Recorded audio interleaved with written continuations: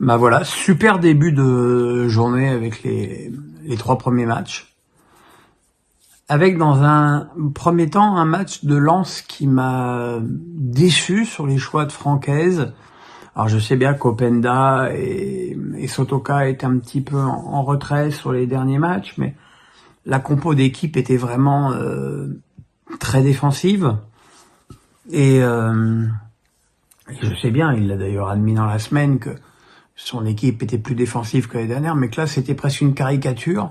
Et pendant un moment, ça a été un match finalement très serré, pauvre en occasion.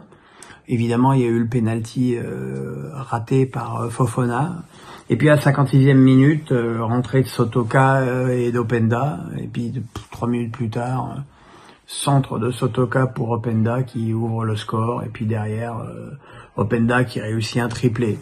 Voilà, c'est une équipe sur laquelle il faudra compter pour les plus grosses places européennes jusqu'à la fin de la saison. C'est une évidence.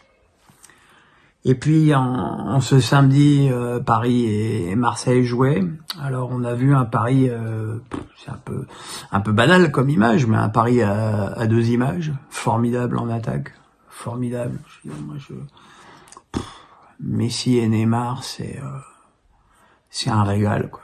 C'est là pour le coup, même quand on se rappelle cette action de Neymar qui dribble 4 joueurs et qui finit en passe talonnade pour Mbappé qui tire sur Calonne, il était hors jeu. Voilà, là c'est carrément de la magie. Et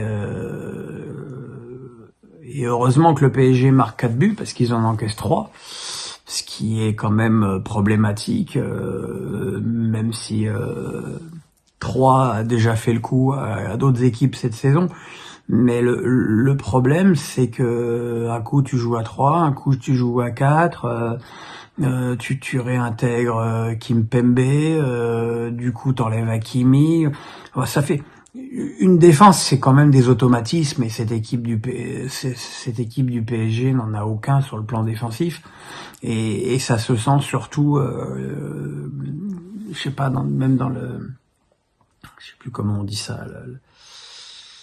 La gestuelle de Marquinhos sur le 3e but, le ballon lui ricoche dessus, il reste totalement sans réaction. Voilà, il faut serrer les boulons, et je pense que le feuilleton Skriniar va rebondir très très fort au mercato d'hiver. Et puis, Marseille-Strasbourg, une équipe de Marseille très remaniée, mais largement supérieure à une équipe de Strasbourg faible techniquement et sans idée offensivement, et qui mène 2-0 sur un but un peu chanceux de Dieng et un but de Caboret servi par Klose. Et tout va bien pour Marseille, tout roule tranquille, il y a aucune raison de s'affoler, mais il y a aussi aucune raison de s'arrêter de jouer comme ça et de laisser une équipe comme Strasbourg peut-être reprendre espoir sur un coup. Le coup, c'est ce centre de Bellegarde pour ce contrôle de la poitrine et voler dans la lunette de Lebo Motiba, qui a été blessé si longtemps et qui met 2 buts en 2 matchs, et c'est chouette pour lui parce que c'est un mec magnifique. Et puis derrière, Strasbourg retrouve des élans dont on le croyait même pas capable cette saison. Et Liénard commence à faire descendre dans tous les sens. Persic redevient le vrai Persic. Et Paul Lopez fait 2 arrêts phénoménaux devant Gamero. Et puis voilà. Et puis à 1 minute de la fin des arrêts de jeu, un centre de Bellegarde mal renvoyé par la défense marseillaise, et cette volée du gauche absolument sublime de Gamero qui termine dans la lunette opposée de Paul Lopez. Ça fait 2 matchs de suite que Strasbourg revient de 0-2 à 2-0. C'est un signe. Et pour Marseille, ils ont qu'à s'en prendre qu'à eux-mêmes parce qu'ils avaient le match plus qu'en main.